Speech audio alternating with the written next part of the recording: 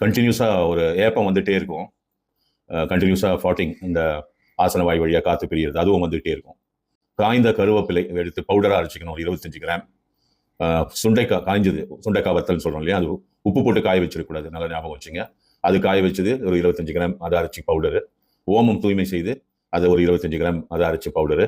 அதுக்கப்புறம் சுக்கு தோல் சீவி உங்களுக்கு ஒரு 25 கிராம் பவுடரு. எல்லாமே நீங்கள் அரைச்சிக்கணும் ஃப்ரெஷ்ஷாக. கடைசியாக கசகசா உங்களுக்கு ஒரு 25 கிராம். 5 பொருட்கள்: கசகசா, சுக்கு, ஓமம், உப்பில்லாத சுண்டைக்காய் காய வைத்தது, கருவேப்பிலை காய வைத்து அரைத்த பவுடர். இது எல்லாத்தையும் ஒன்றா புன்றரை கலந்து ஒரு கண்ணாடி பாட்டிலில் போட்டு வச்சுங்க.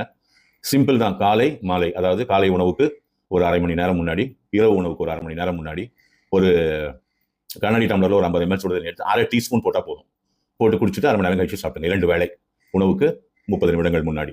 15 நாட்கள் இதை செய்தால் போதும். உங்களுக்கு இந்த பிரச்சனை அறவே விலகிவிடும்.